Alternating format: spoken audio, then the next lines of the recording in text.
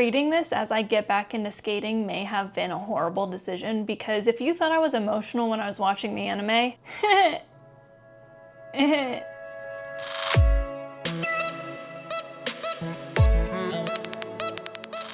What's up everyone, welcome back to the channel and to another video. Today we are going to be discussing chapter 2 and 3 from Medalist volume 1. I think these are the only chapters I'll be discussing in the manga because it seems like the last two are just not about skating.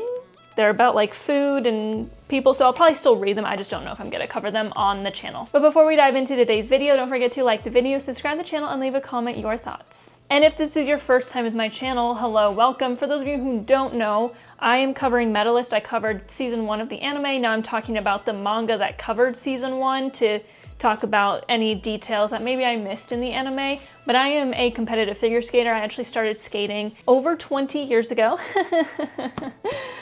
Yeah, I guess you could say I'm a little old, I guess. And when Medalist started, I actually was calling myself a former competitive skater. Well, that's changed since then. I'm back in skating and I intend to compete early next year, which is really exciting. And Medalist is one of the reasons why that happened to me. So yay, Medalist. So what I like to do when I talk about Medalist is I'm much more focused on the aspects of skating. I'll kind of connect to it with my own personal skating history, as well as talk about the realistic elements of the story and that sort of thing. So if you want to see my Medalist anime reactions, the playlist will be down below, and you can also check out where I discussed chapter 1. And I have my trusty notes because I would forget everything that I wanted to say, so I'm going off of what I wrote down in the notes, but I might go off of that a little bit. So the number one thing that I wanted to talk about with chapter 2 was the way it opens is Tsukasa telling Inori to not flap her arms around, which had me dying,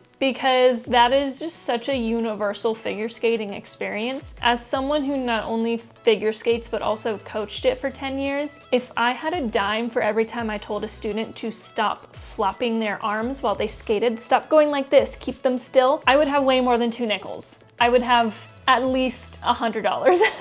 It is very common for skaters when they're moving their body up and down when they first start skating is for their arms to kind of flop with them. And I always told my students, stop trying to fly. You're a figure skater. You won't fly, but you will learn to jump later on. So just the fact that they added in again, like tells me that they really did their research with this story, which I can really appreciate. Even we're gonna discuss a couple things later on that I felt were a little bit off from the real life figure skating world. Even with that, you can tell that they've just done as much research as they can. Some things you will just genuinely miss if you haven't skated before. And I think the mangaka maybe took up skating a little bit to research, but they're not like a skater. They didn't grow up skating, so there's some things that they'll still miss, but them getting this into the story was actually insane. They did a really good job at explaining Japanese levels because that's something obviously I'm ignorant to since I grew up in the United States of America. I didn't know how Japanese levels worked, and it actually works very differently from the levels within the United States. So as they explained in the manga, it starts out at prelim and then goes to level 1, 2, 3, 4, 5,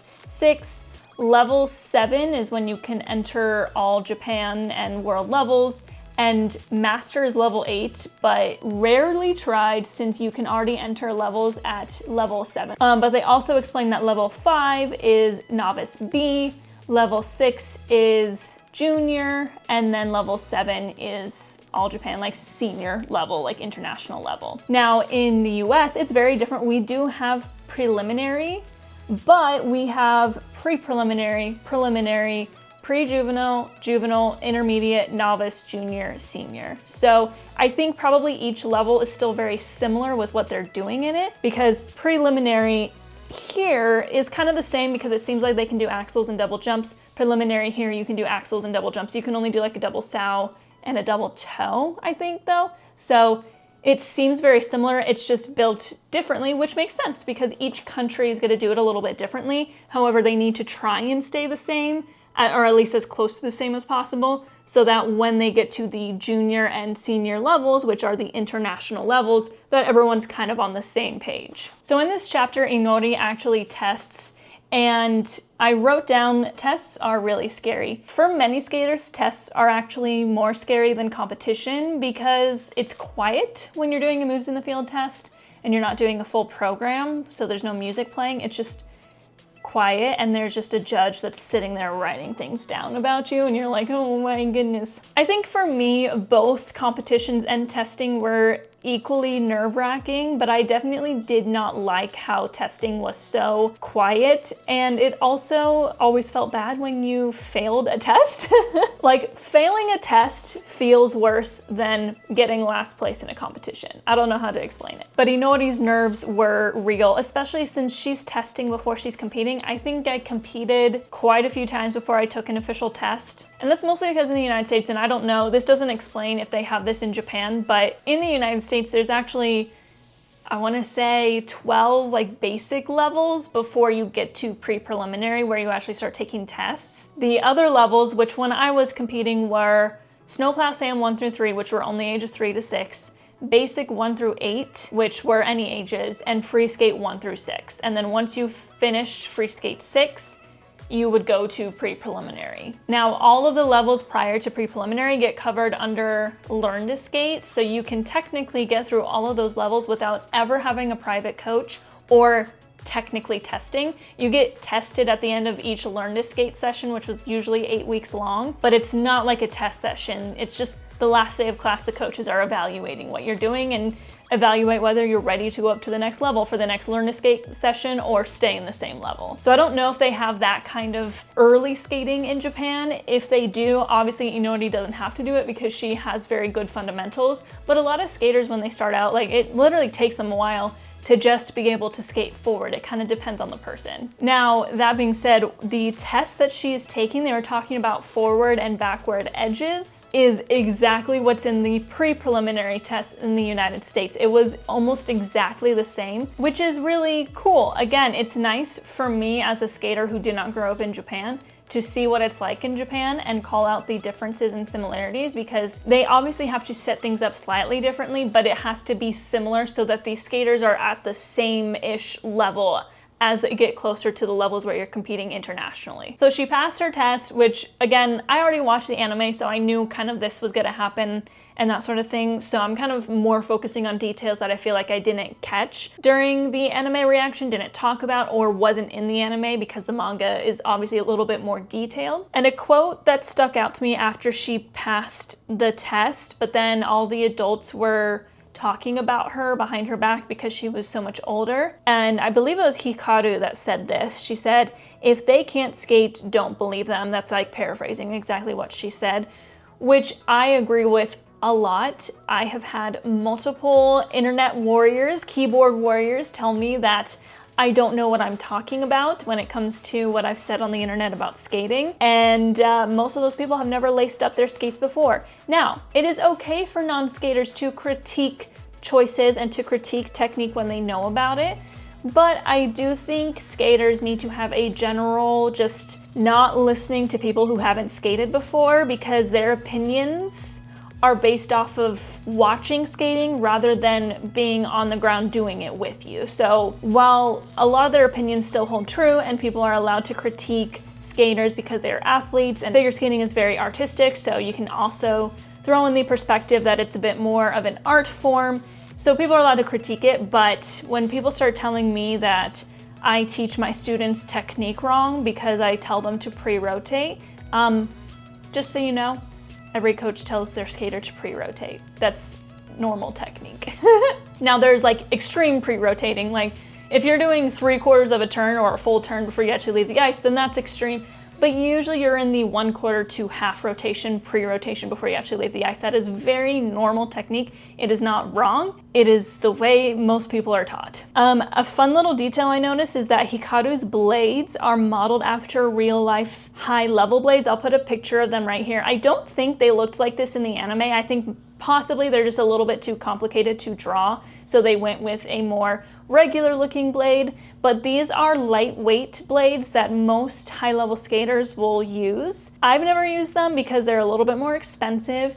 They also make more noise because they're lightweight, so they're like louder on the ice. I didn't really like that. I wasn't a huge fan of that, so I kept up with just regular blades. They always worked for me, and it's not like I'm trying to do like quadruple jumps or anything, so I don't think lightweight blades are really gonna help me in the long run.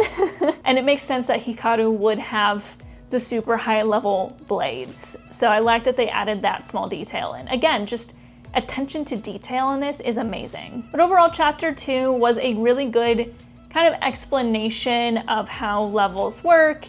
We saw Inori pass a test. We got through a lot in this chapter. We met Hikaru, who I think is going to be a much bigger player later on in the story. So I think this chapter was a very good continuation of chapter 1, which was just absolutely amazing. So let's move on to chapter 3. My first call out was they were skating at 1 a.m. So it explains at the very beginning that a lot of times figure skaters have ice time really, really late or really, really early.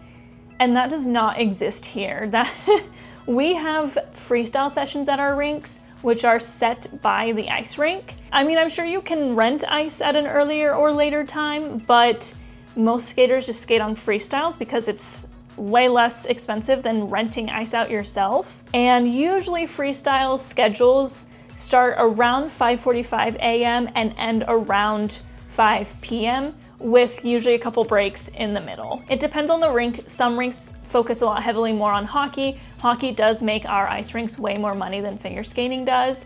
So I think over the years, the amount of freestyle sessions available have shaved down a little bit. But for the most part, it kind of runs during that time on weekdays, and then on weekends, there's like maybe 3 hours in the morning. I usually skate at 6:30 on Saturday mornings, but skating at 1 a.m., I've never experienced a rink that's even open for business at that time. So that was crazy to me. Now, I don't know if that's just a normal thing in Japan or if that's a exaggeration of the real world because this is a manga after all, but I found that very interesting because that is not anything I've ever experienced once. I loved how Inori just completely froze up over the idea of competing. Like literally, Earth to Inori, she's not inside her head. She is somewhere else thinking about the idea of competing because that's exactly how I was when my coach, when I was 7, told me I was going to start competing. I was like, you mean I'm going to have a program and a dress and it was so relatable. Maybe a slight flaw in the writing here. I noticed that Tsukasa has the same blades as Hikaru, so like those high level lightweight blades, but he was an ice dancer.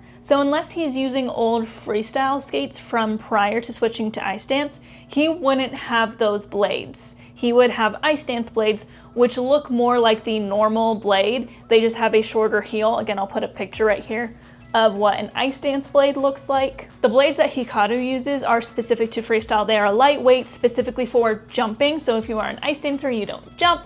So it is very uncommon. In fact, I've never seen an ice dancer who is like a full-time ice dancer wear blades like that because the rocker is different. It's just a whole different idea because an ice dancer is more focused on a strong edge while a freestyle skater is more focused on being able to jump and spin. Those are two very different things. So Tsukasa, unless he's in his own freestyle skates, shouldn't have blades like that. So I want to briefly touch on, I do remember this being touched on in the anime, but I don't feel like I fully grasped what Tsukasa meant, the shortcake versus taiyaki method. I will throw out there that most people, and the right answer is the taiyaki method because the shortcake method can be very dangerous. That can lead to getting the person hurt to just jump ahead as much as he was suggesting.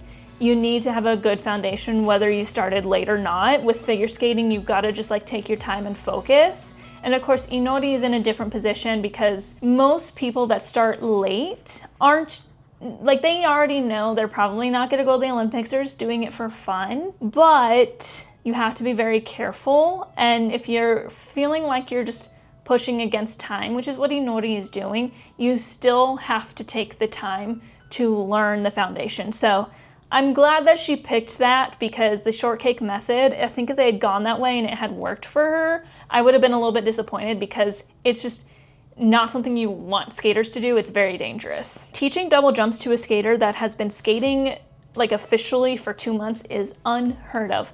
That is wild and not common.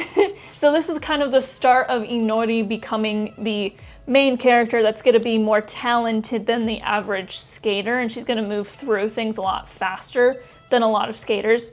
So learning double jumps within 2 months of starting. Most skaters don't even start learning Axel within 2 months of starting. So that's pretty crazy. I am sad though, because we talk about in this chapter her working on a double sow, and it seems like she's already landed her Axel. I know I mentioned this in the anime, but I have to talk about it again. I am very sad that they glazed over the Axel. I don't know, maybe it's a culture thing. Maybe Axels are more important in the US than they are in Japan. Maybe people in Japan kind of see an Axel as just a regular jump. Here in the US, Axels are like the first big jump because it's 1.5 rotations rather than all of the 1 rotations that you're doing leading up to it. So it is exceptionally more difficult. And a skater will usually take, on the short end, a couple weeks to land a Lutz, on the long end, a month or 2 to land a Lutz. But an Axel sometimes takes skaters over a year to land. It depends on how often they're skating, how talented they are, how much work they put into it, etc. Axels are a big deal. Every skater that I know remembers the day they landed their Axel and has fond memories of it because it was important. Not many of us think about the day we landed a double sow. While double sow is still like the first double and that's still an important day, I feel like Axel, there's just something special about it. So they either just glossed it over because we got to move forward. We got to get like Inori to a certain point before she competes, I think in the next chapter. But I do wish we had at least seen her working on it and landed the first time rather than just be like, oh, she has her Axel already. Like, that's crazy.